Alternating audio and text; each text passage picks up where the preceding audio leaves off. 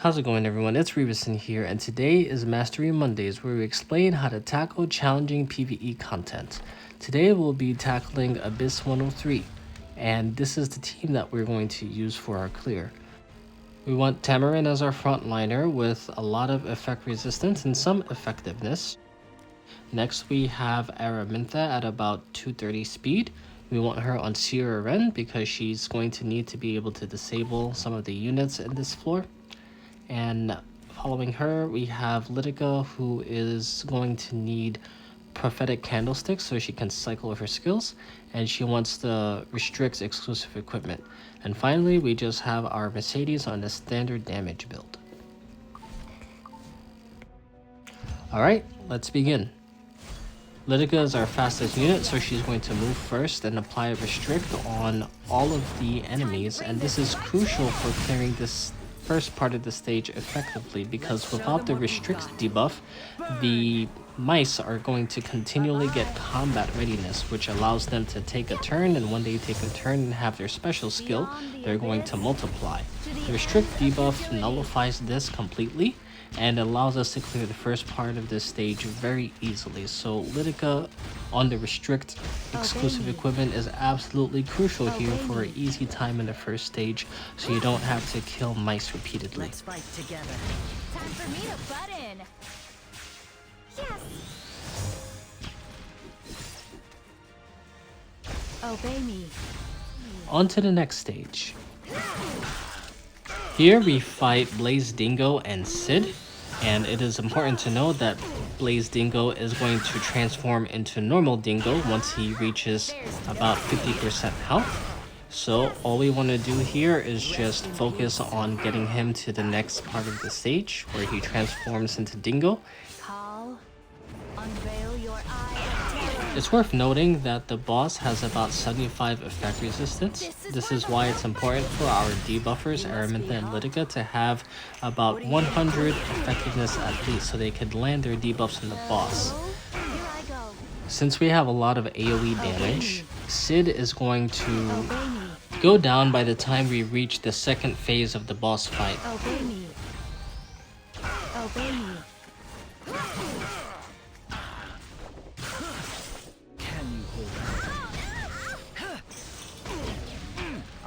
And we don't need to worry too much about Dingo's AoE attacks because Litica provides us with Skill Nullifier, which is basically keeping us from taking too much damage. So between Litica's Skill Nullifier and Tamarin's Idle Mode, we can stay healthy and not worry too much about the debuffs and damage that Dingo tries to bring to the table.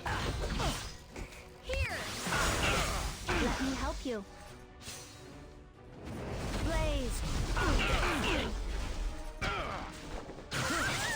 It won't take long. Time to prove my point. So you'll see that Dingo is susceptible to decreased combat readiness by Litica's S3, which is huge because we don't want him to continue to use his skills, and we want to get the benefit of the skill nullifier that Litica provides for the team. And Sid should go down right before Dingo transforms into his second form, and our team is tuned so that regardless of what stage he is in, we will effectively meet the conditions to complete the stage. Now you notice for the second part of the fight, Fire Dingo has 3 buffs on him. Since Litica's S2 only decreases the duration of buffs, we're not going to entirely strip him of his buffs, which means he's going to have a chance to stun or defense break our team depending on what debuffs land. But don't worry about this. We have enough sustain. Now you notice that the red Dingo took only about 11 damage and very little damage from our attacks, and that's because of his passive here. Obey me. Basically, the passive says the more debuffs that Fire Dingo has, the more damage he'll take. So Litica and Araminta's role as debuffer here is really crucial because it lends itself to doing more damage to Dingo when he is in this form. You must be hot. What are you gonna do? There's no escape. Now there's something to be said for the amount of debuffs we land on Fire Dingo. If we go beyond 6 debuffs on the boss, he is going to revert back to his Light Dingo form.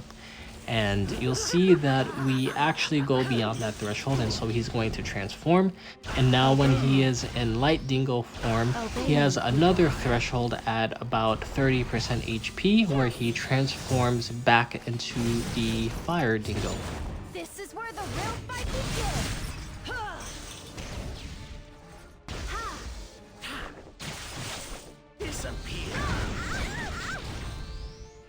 Obey me. Keep doing what we're doing, where Litika lowers the duration of his buffs, and we cleanse and heal any damage that he may do to us while in the fire form.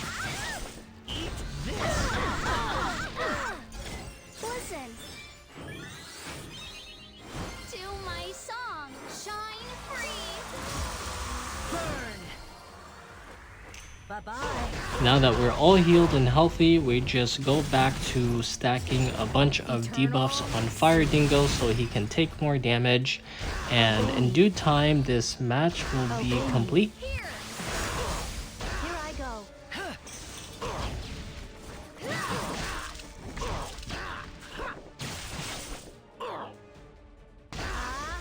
Ladies and gentlemen, let's shine. I will fight until the end. Beyond the abyss, to the ends of futility. Yep. Take that. Rest in peace.